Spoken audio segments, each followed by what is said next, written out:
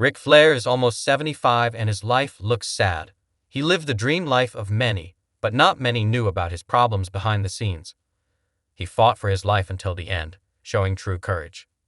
Born Richard Morgan Flair on February 25, 1949, in Memphis, Tennessee, Flair's journey to becoming the 16-time world champion began in the early 1970s.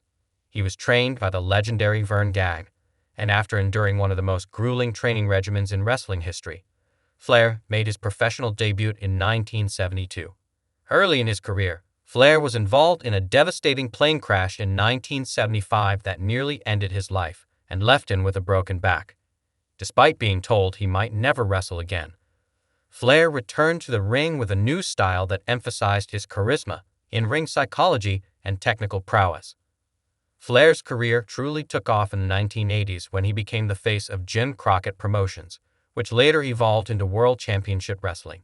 As the leader of the villainous Four Horsemen, Flair was the epitome of the arrogant, brash heel, always decked out in his custom-made robes and flaunting his limousine-riding, jet-flying, kiss-stealing, wheelin'-dealin' persona. He wasn't just a character. He was the character, embodying the lavish lifestyle he preached about. His feuds with the likes of Dusty Rhodes, Ricky Steamboat, and Harley Race are the stuff of legend, with his matches often being regarded as some of the greatest ever. One of Flair's most iconic moments came in 1983 when he defeated Harley Race in a steel cage match at Starrcade to win the NWA World Heavyweight Championship. This victory not only solidified Flair's status as the man in professional wrestling, but also marked the beginning of his dominance over the NWA and later WCW. Flair would go on to win the NWA WCW World Heavyweight Championship multiple times throughout the 1980s and 1990s, becoming synonymous with the title itself. In 1991, Flair made a shocking move to the World Wrestling Federation, bringing the big gold belt with him and proclaiming himself the real world champion. His time in the WWF was highlighted by winning the 1992 Royal Rumble, where he lasted over an hour to claim his first WWF championship. Flair's time in the WWF, though relatively short compared to his WCW tenure, was marked by classic matches against the likes of Randy Savage, Bret Hart, and Hulk Hogan. Flair's return to WCW in 1993 saw him continue his legendary career, engaging in memorable rivalries with Vader, Sting, and once again, Hulk Hogan. The Monday Night Wars between WCW and WWE saw Flair remain a central figure in WCW, even as the company began to decline. Despite the turbulence, Flair's star power never waned, and he continued to be a top draw for the company. As WCW was purchased by WWE in 2001, Flair eventually returned to WWE in 2002, where he became a mentor and leader of the Evolution stable alongside Triple H, Randy Orton, and Batista. This later stage of Flair's career saw him transition into a revered elder statesman of the sport, mentoring younger talent while still delivering stellar performances in the ring. His retirement match against Shawn Michaels at WrestleMania XXIV in 2008 is widely regarded as one of the most emotional and well-executed matches in wrestling history. Michaels' tearful "I'm sorry, I love you" before delivering the final sweet chin music sent Flair into retirement in the most fitting way possible, on his back after a match for the ages. Even after officially retiring, Flair's influence on the wrestling world remains unparalleled. His larger-than-life personality and unmatched skills have inspired countless wrestlers and entertained millions of fans around the globe. Flair's catchphrases, strut, and signature "woo" are ingrained in pop culture, making him not just a wrestling icon but a cultural phenomenon. Ric Flair lived a life as flamboyant and intense outside the ring as he did inside it. While his career is celebrated as one of the greatest in professional wrestling, Flair's personal life has been marked by a series of challenges and controversies that reveal a more complex side to the wrestling icon. One of the earliest and most significant challenges Flair faced was the devastating plane crash in 1975, which nearly ended his life and career. Flair suffered a broken back and was told he might never wrestle again. However, through sheer determination, he not only recovered but redefined his wrestling style, becoming one of the most charismatic and enduring performers in the industry. Despite this triumph, the physical and emotional toll of the crash haunted him throughout his life, contributing to a pattern of physical health issues. Flair's personal life has also been tumultuous, particularly in his relationships and financial matters. He has been married 5 times, and each marriage ended in divorce, often accompanied by legal battles and financial strain.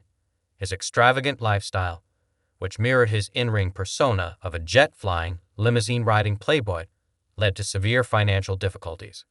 Flair's spending habits, including lavish parties, expensive clothes, and high-end cars, often exceeded his income, leading to bankruptcy filings and tax issues.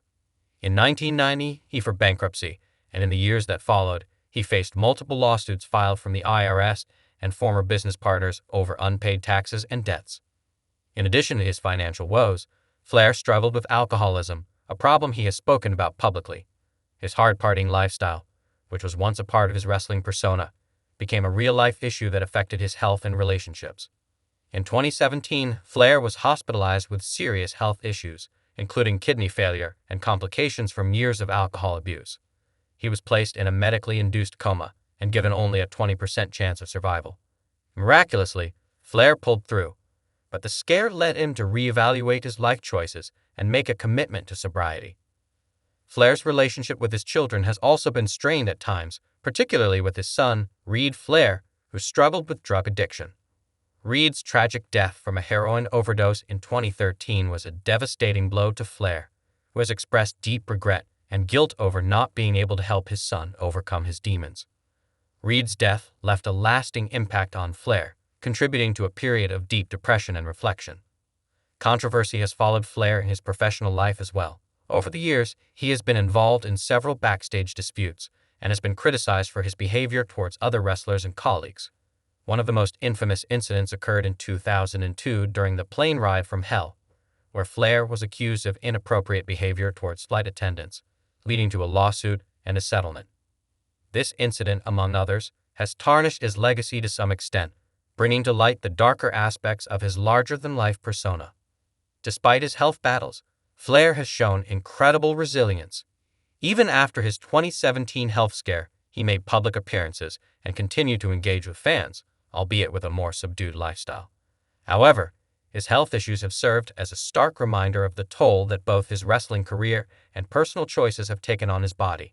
In 2019, Flair faced another health scare when he was hospitalized for what was initially described as a serious medical emergency.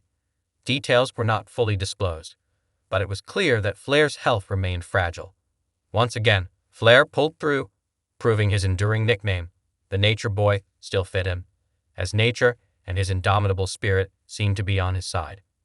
Despite these numerous problems, Flair has remained a beloved figure in the wrestling world, admired for his resilience and ability to reinvent himself time and again.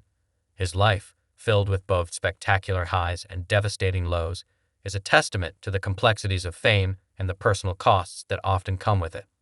Through it all, Flair's ability to confront his issues and continue pushing forward has only added to his legendary status, making his story one of survival as much as success.